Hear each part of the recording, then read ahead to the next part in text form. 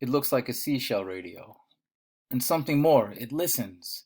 If you put it in your ear, Montag, I can sit comfortably home, warming my frightened bones, and hear and analyze the fireman's world, find its weaknesses, without danger. I'm the queen bee, safe in the hive. You will be the drone, the traveling ear. Eventually, I could put out ears into all parts of the city, with various men, listening and evaluating. If the drones die, I'm still safe at home, tending my fright with a maximum of comfort and a minimum of chance. See how safe I play it? How contemptible I am? Montag placed the green bullet in his ear. The old man inserted a similar object in his own ear and moved his lips. Montag, the voice was in Montag's head. I hear you. The old man laughed. You're coming over fine, too. Faber whispered, but the voice in Montag's head was clear. Go to the firehouse when it's time. I'll be with you. Let's listen to this Captain Beatty together. We could be one of us. He could be one of us. God knows. I'll give you things to say. We'll give him a good show. Do you hate me for this electric cowardice of mine? Here I am sending you out into the night while I stay behind the lines with my damned ear listening for you to get your head chopped off? We all do what we need to do, said Montag. He put the Bible in the old man's hands. Here, I'll chance turning in a substitute tomorrow. I'll see the unemployed printer. Yes, that much I can do. Good night, Professor. Not good night. I'll be with you the rest of the night. A vinegar a vinegar gnat tickling your ear when you need me. But good night and good luck anyway. The door opened and shut. Montag was in the dark street again, looking at the world. You could feel the war getting ready in the sky that night, the way the clouds moved aside and came back, and the way the stars looked, a million of them swimming between the clouds, like the enemy discs, and the feeling that the sky might fall upon the city and turn it to chalk and dust, and the moon go up in red fire. That was how the night felt. Montag walked from the subway with the money in his pocket. He had visited the bank, which was open all night, and every night with robot tellers in attendance. And as he walked, he was listening to the seashell radio in one ear. We have mobilized 1,000,000 men. Quick victory is ours if the war comes. Music fluttered over the voice quickly, and it was gone. 10,000,000 men mobilized, Faber's voice whispered in his other ear. But say 1,000,000 is happier. Faber? Yes? I'm not thinking, I'm just doing like I'm told, like always. You said get the money, and I got it. I didn't really think of it myself. When do I start working things out on my own? You started already, by saying what you just said. You'll have to take me on faith. You took the others on faith. Yes, and look where we're headed. You'll have to travel blind for a while. Here's my arm to hold on to. I don't want to change sides and just be told what to do. There's no reason to change if all I do is that. You're wise already. Montag felt his feet moving on the sidewalk towards his house. Keep talking. Would you like me to read? I'll read so you can remember. I go to bed only 5 hours a night. Nothing to do. So if you like, I'll read you to sleep nights. They say you retain knowledge even when you're sleeping, if someone whispers it in your ear. Yes. Here, far away across town, in the faintest whisper of a turned page, the book of Job. The moon rose in the sky as Montag walked, his lips moving just a trifle. He was eating a light supper at 9 in the evening when the front door cried out in the hall, and Mildred ran from the parlor like a native fleeing an eruption of Vesuvius. Miss Phelps and Miss Bowles came through the front door and vanished into the volcano's mouth with martinis in their hands.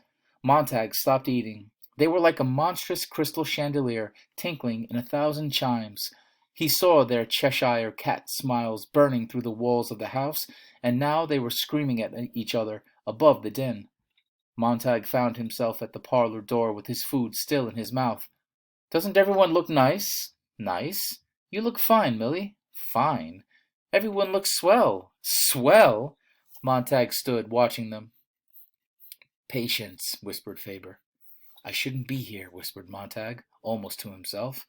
I should be on my way back to you with the money. Tomorrow's time enough. Be careful. Isn't this show wonderful? Cried Mildred. Wonderful! On one wall a woman smiled and drank orange juice simultaneous. How does she do both at once? Thought Montag, insanely.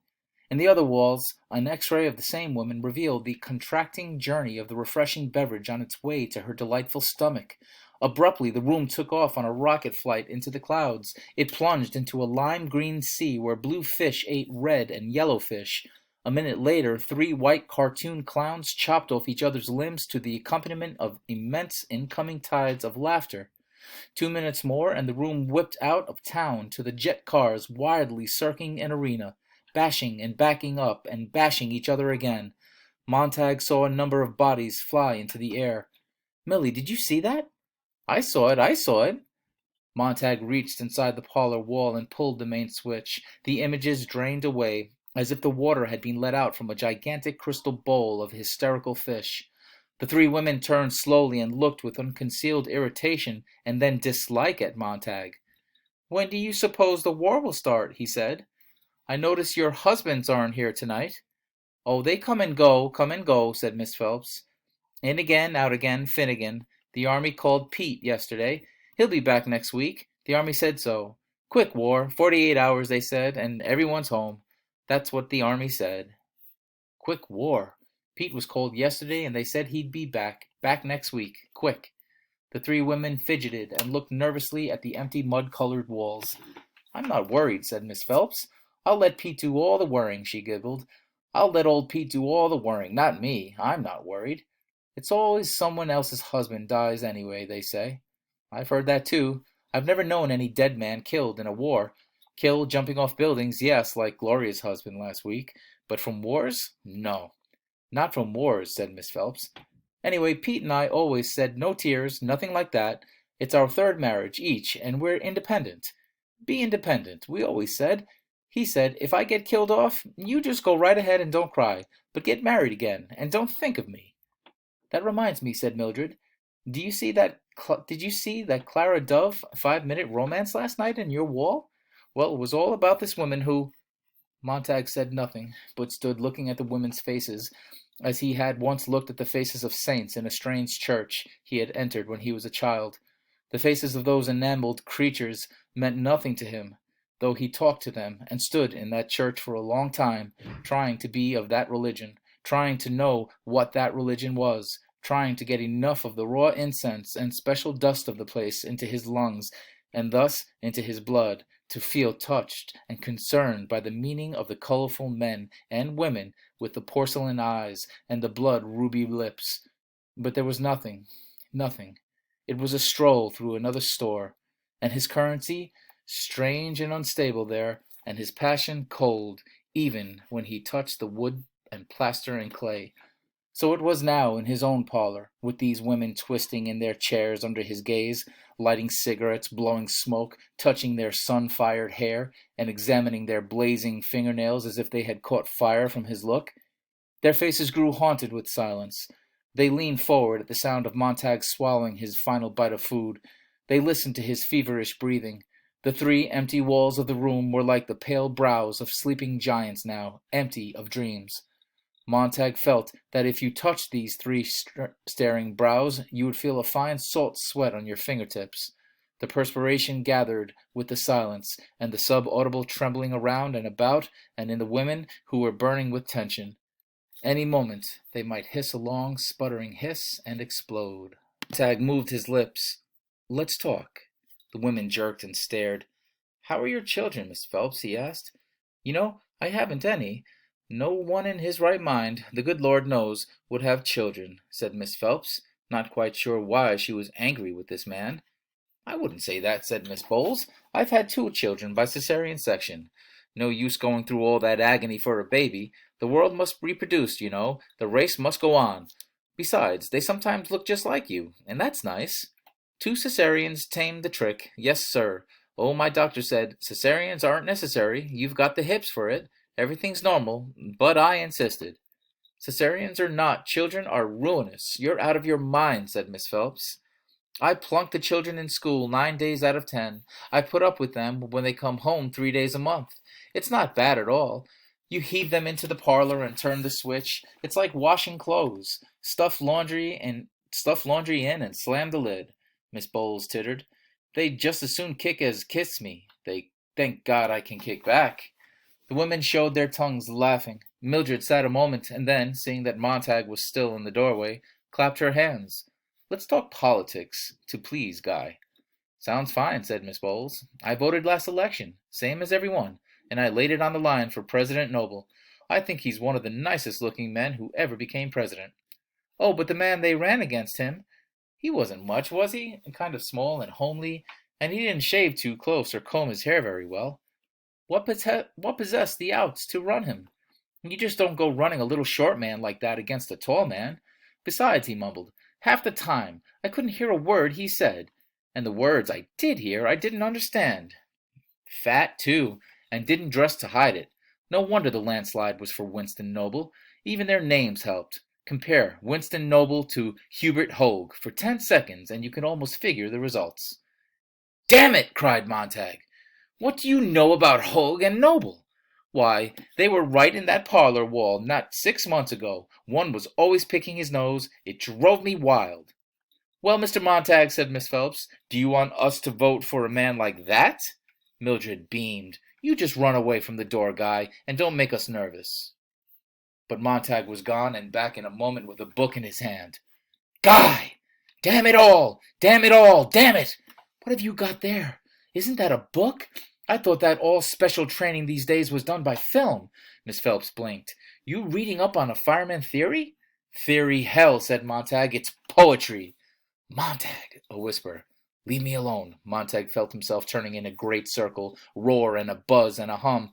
"Montag, hold on, don't. Did you hear them? Did you hear these monsters talking about monsters?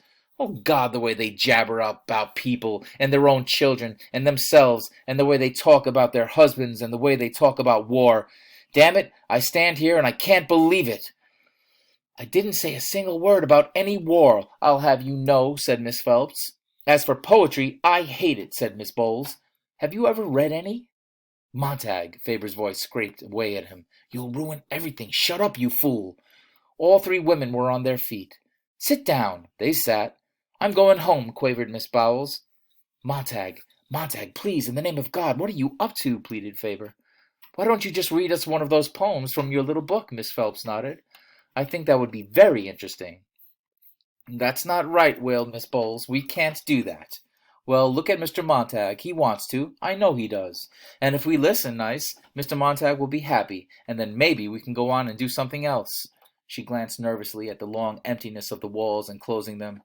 "Montag, go through with this, and I will cut you off. I will leave." The beetle jabbed his ear. "What good is this? What are you trying to prove?"